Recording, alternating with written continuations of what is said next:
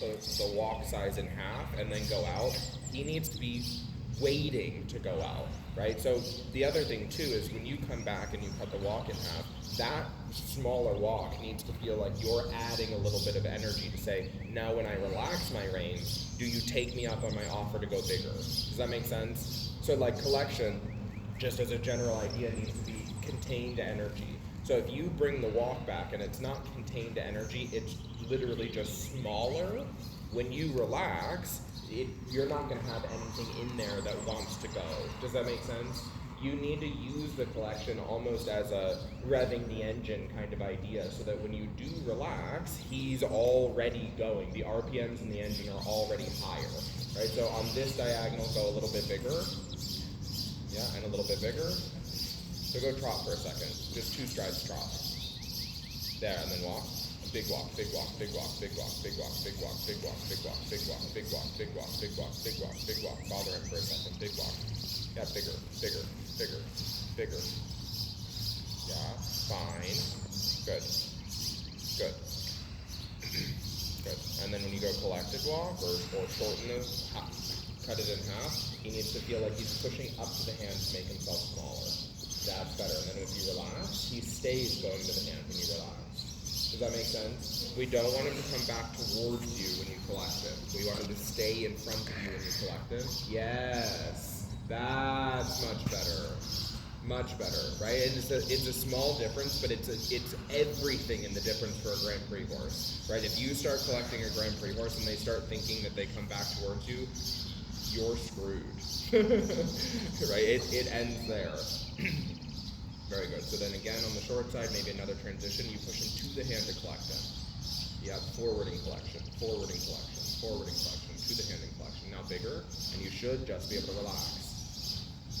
Yes, much better. Yeah, he's a little sticky in it though. But it's funny, like, when I think of training a dressage horse, I think there's 2 aspects to it, right? One is mental and the other is physical. They have to understand it, and then they have to be physically capable of doing it. Those things a lot of times go hand in hand. So sometimes they're basically the same thing, right? They don't understand how to make their body do it, right? For him, it's probably a little bit baggage, right? Like, he doesn't totally trust his body. He might never totally trust his body, but you have to show him a little, yeah, very good. And then when you go to collect him, send him forward into it. Like, think, yeah, a little quicker and smaller. Quicker and smaller. Yep. Forward, forward, forward.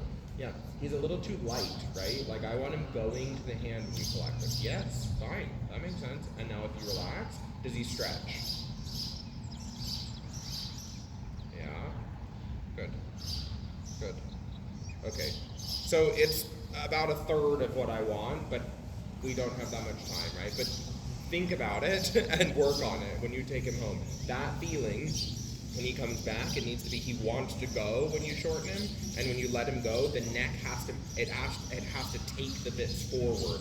When you let the hands down an inch and let him go longer, the neck has to change shape, right? So like if you look at the directives of any dressage test from first level on, when they look for a lengthening, a medium, or an extension, in the walk, the trot, or the canter, the frame has to change. Yeah, good boy. The frame has to change, right? And what I see for him is the frame changes by inches. He's big enough that it should change by like a foot. Right? So when you let him out, you need to feel it happen through the base of his neck and his shoulder. Yeah, that makes sense though, right? I want him trying some things. Yeah, very good. Very good. Okay, go ahead and warm up a little in the trot, and I'll just watch for a second.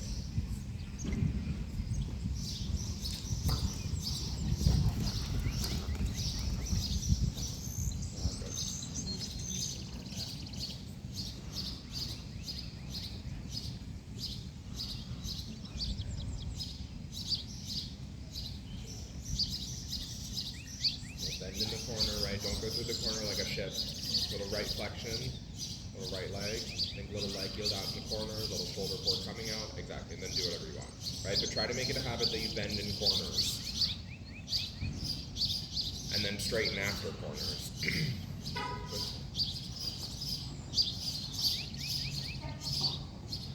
How old are you? Will you do young riders? Okay. Okay. Amen, girl. It wasn't for me either. We were both in juniors, we know.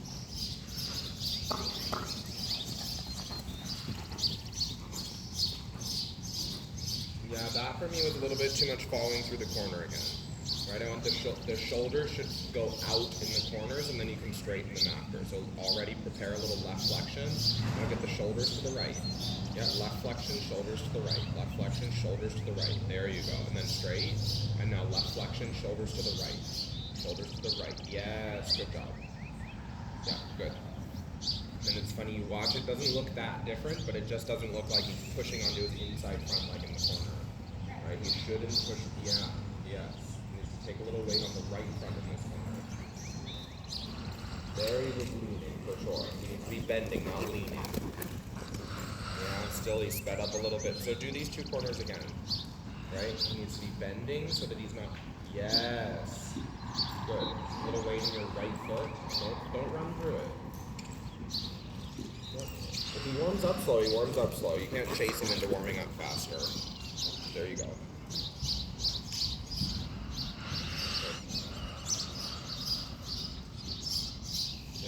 Same thing. I don't want that left front coming in. Keep the left front, yeah, keep the left front over towards the wall.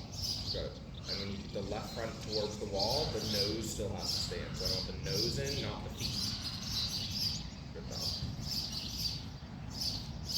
Good job. He is a cool horse. Yeah, he's very cool.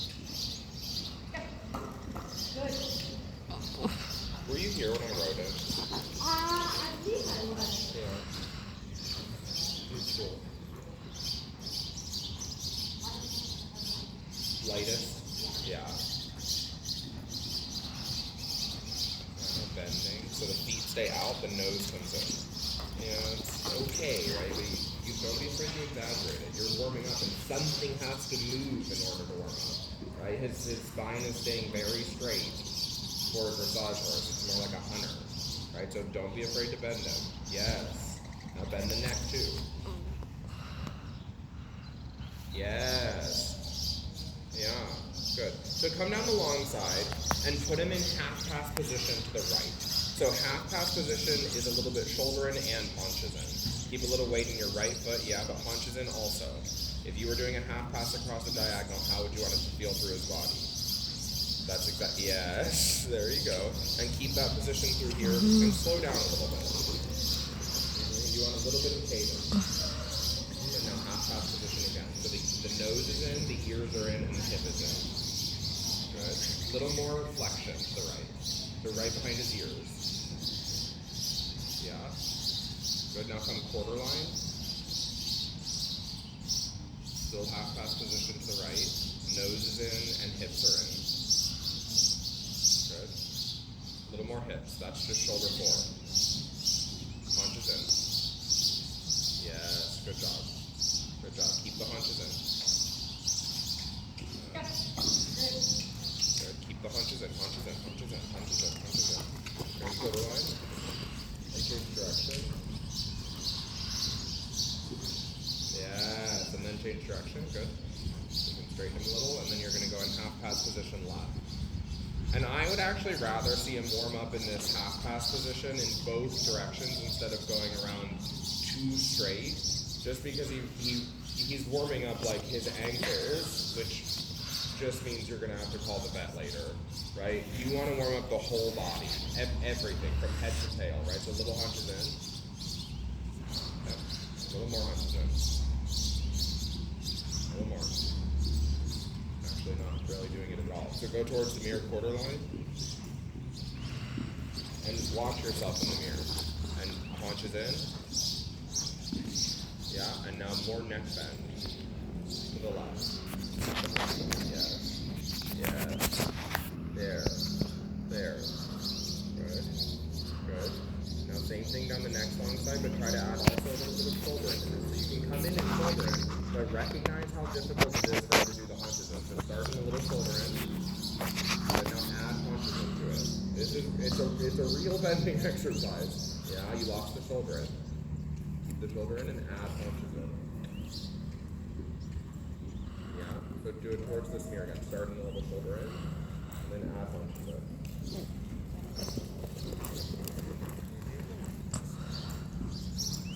Turn your belly button more towards the arm. The left.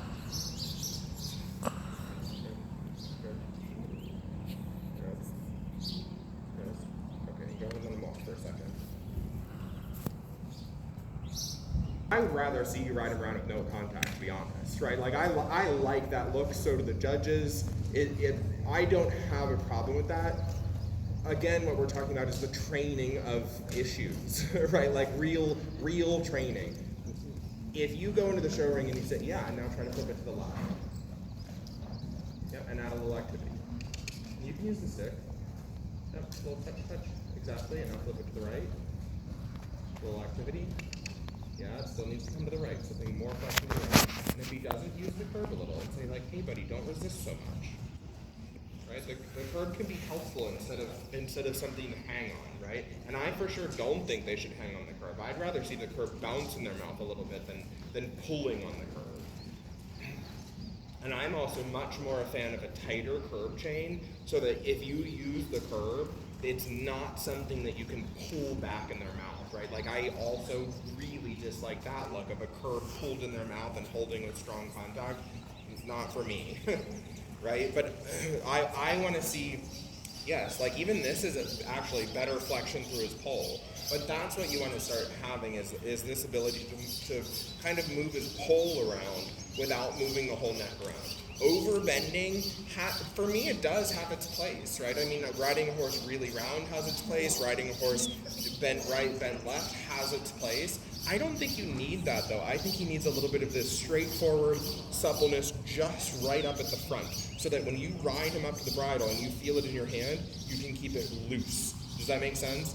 And he's a little bit like, God, no, right? Yes, but so this starts in small places, right? So like my collected walk and my extended walk. So I'd really collect him, keep him really supple, right? And then I'd let him out and leave him alone. Does that make sense? So now let him out, extended walk, and let him stretch. Yep, hands forward, big walk. Touch him with the stick on, big walk. Yes, now collect him up. So you push him up to the bridle. The way to ride collection is driving aids into a restraining aid, except your restraining aid is going to be restraining and suppling. Does that make sense? So drive him into a restraining and suppling aid. So drive him into the crest flipping. Yep, drive him into crest flipping.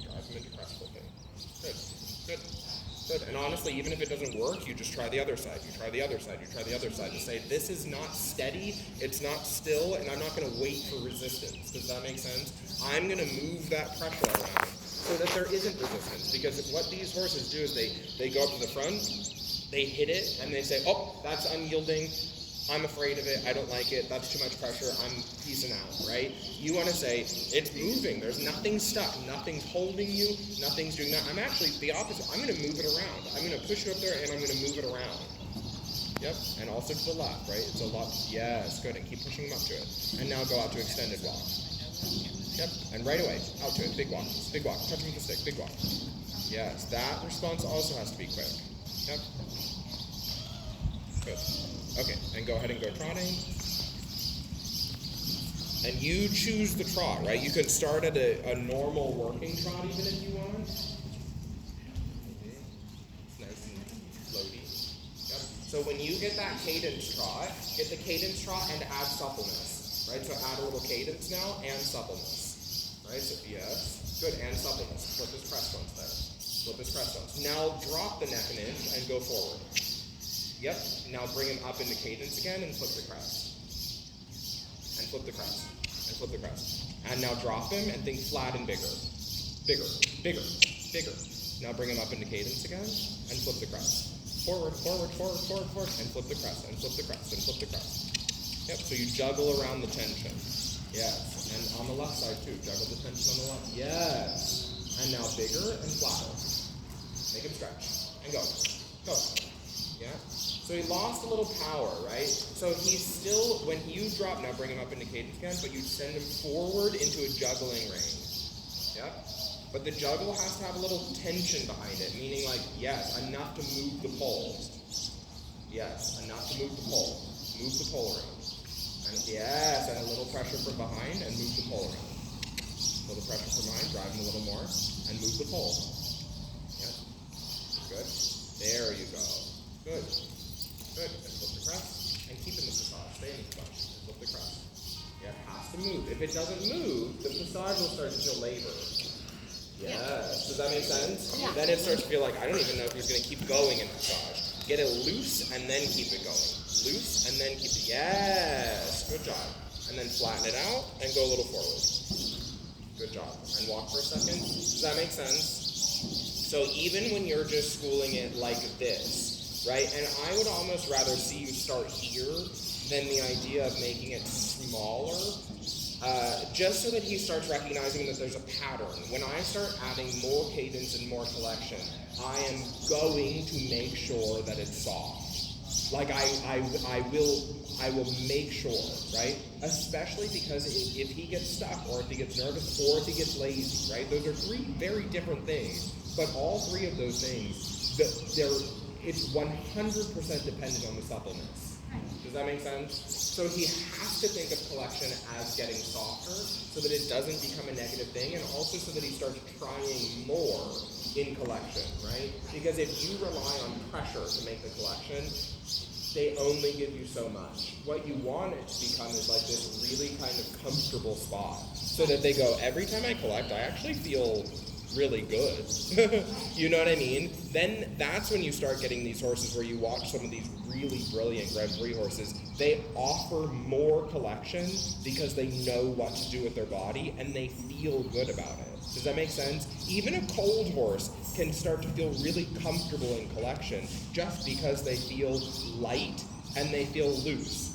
The other thing too is when they learn how to do it properly, it's actually not that much energy, right? Like what's a lot of energy is an extended trot, right? All of the extended gaits are a lot of energy. A collected gait, if you do it, you can do collection with not very much power as long as you have suppleness. You need more power to create collection if you have a stiff horse. So if you have a stiff horse and you're just trying to push them into collection, then they have to work really hard. But if you picture like some of the really soft, and I don't know how many of the people you've seen in person or even videos online that you've watched, but if you picture like Carl Hester, right?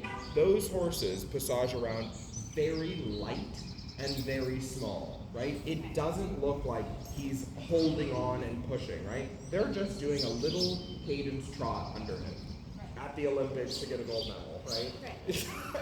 But it should feel small, easy, and light, especially in daily training, right? If you ever get to the point where you really want to press the gas in collection, maybe you can, maybe you can't, I don't know, that depends on the horse. But when you're just thinking about training, go ahead and do another set, but when you're just thinking about training collection, it should be easy, right? And when you're teaching him, you want him to feel the same way, that it is easy. So go ahead and go normal trot first. And it could just be normal, whatever. Yeah.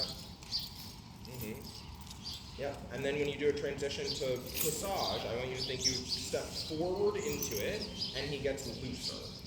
So forward and loose. Forward into it. So quick forward. And now loosen the bridle. Loosen the bridle. And now make it a little smaller, but loose. And smaller passage. You got it. Keep it loose. Right rein also. Yeah, right rein also. Okay. Now a little quicker.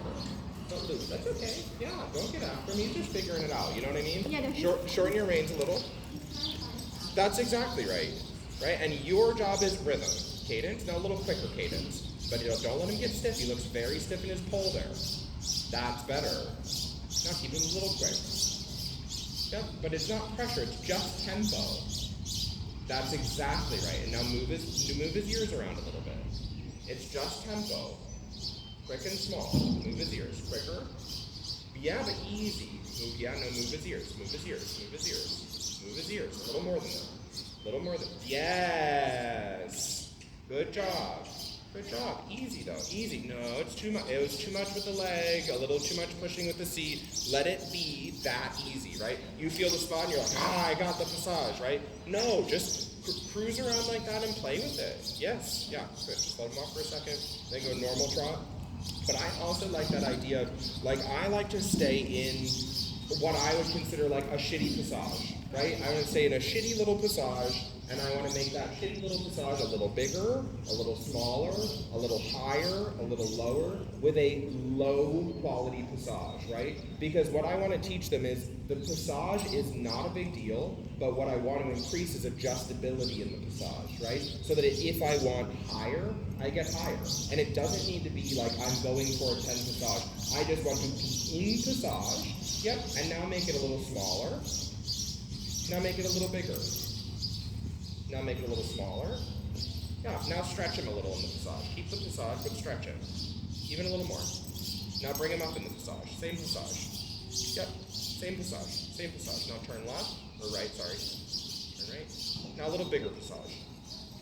Now a little smaller passage. Same passage. Yep, now turn. Yep, it's okay, keep coming. It's okay. Yep, keep coming. A little more, a little more, a little more. Needs cadence. There you go. Now a little bigger passage. Now a little quicker passage. Quicker, quicker, quicker, quicker. Yep. Now a little slower passage. Yeah, that's okay. Yep. A little slower, slower, slower. You got it, you got it, you got it. You touch, touch, touch, touch. Good. Good. Good. Now a little quicker passage. Good. Now stretch him a little in the passage. Yes. Now bring him up a little in the passage. And then walk. Yeah. Good. Does that make sense? You have to play with the passage. It's not passage, right? It's just a trot, right? And the trot has to be adjustable. So you have to be able to play with all the pieces. And again, for me, this is something that takes development. It's not where do I put him for the best passage.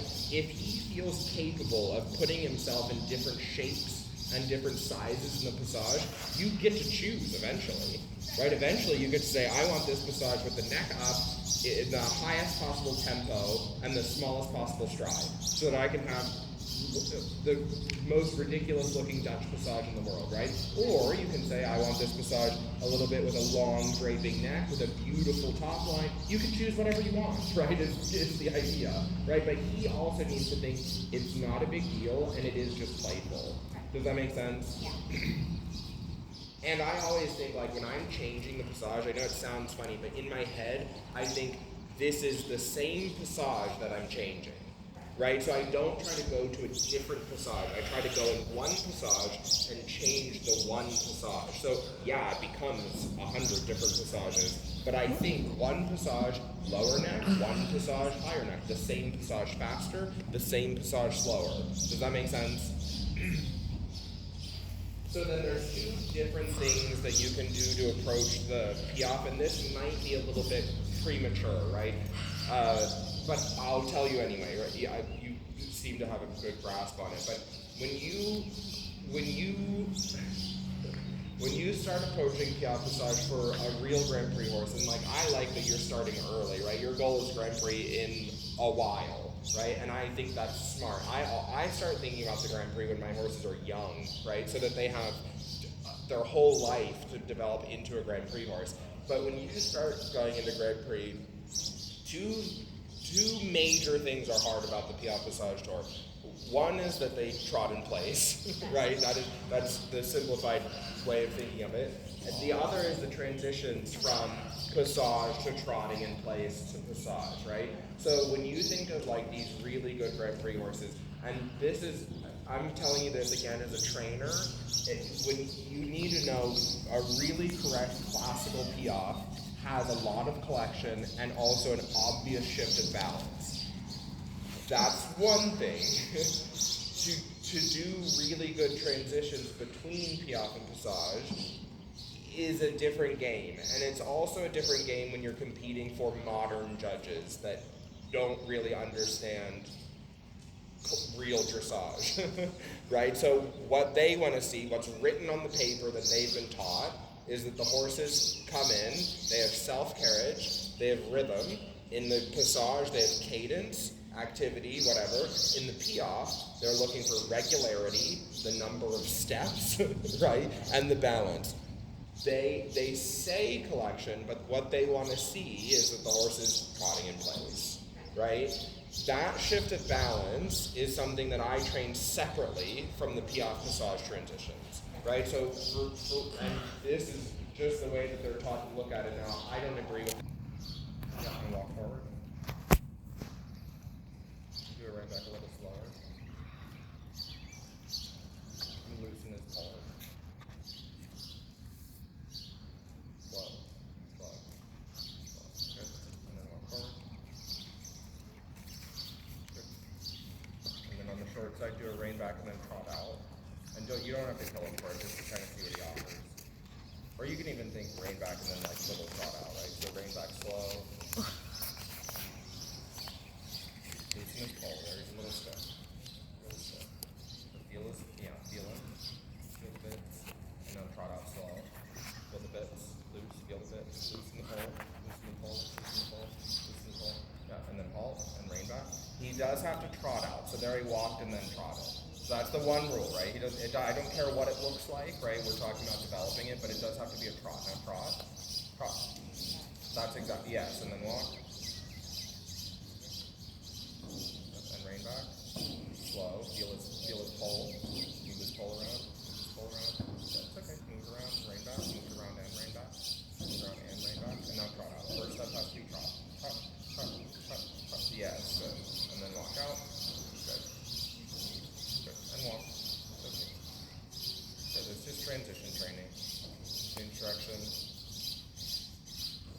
And then a slow rein back. Yep. Even across the short side spine, wherever. Yep. And halt. Slow rein back, feel bits. Move the pole around a little. Move the pole around, rein back slow. Move the pole around, rein back slow. Now first step, trot. And trot. Move the pole around. Good. Good. Yeah, and walk. Okay, so I think we should do more of it tomorrow, actually. We'll look at the changes too.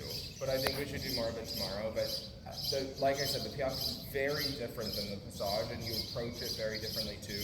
They need to understand for the Piaffe that there is an element of shifting their weight and sitting, right? Then activity also comes after that. Just let him, we're late, but he can be done. But I would approach it like that, to be honest. And I would keep Piaffe and Passage separate for now. Really train the Passage, small, big, up, down, left, right, wherever you want it, fast, slow, right, wherever you want it. You will probably, I'm just being honest, end up showing Passage like all of the Olympians and not Piaffe Passage like what you're picturing in your head, right? It's, I know he used to develop. It's just been such a struggle because, I mean, he's Yeah. either dead or he's explosive. I would start it like this. Right. Right, I don't, because there he doesn't have anything to say about it. Yeah, no, he's Yeah. which and is that's better. okay. Yeah, I prefer Yes. that over the, Yeah, like, me he too. literally explodes and jumps They in the air. they can, right? But I think if you break it down enough that they start thinking about what's happening, right? That going from sitting to a little activity, sitting and then activity, sitting and then activity, sitting and then activity, so that they're always being ridden forward into the Passage and not back into the Passage, or the Piaffe, sorry, is an important concept for them. Right. Because when you bring them back, a lot of times they get Well, he was ridden with broad reins a lot when we brought him. So it's been really hard to get him out of like the backward Thinking, mindset. yes. Like, I mean, it's really within the last year that we made this shift of That's why bring him out. I like the rein back, actually, because what happens after every rein back is you go forward. Right. So like some people stay away from the rein back. I really like the rein back because it gives you a chance then to go.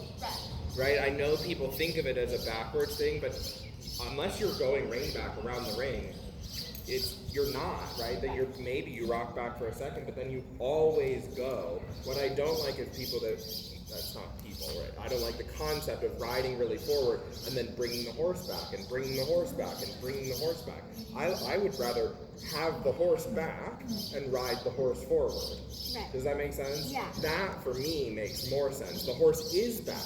Now I get to ride the horse forward. Right. Does that make sense? Yeah. Yeah. Good job. Thank We'll you. play with it more tomorrow. A couple of lines.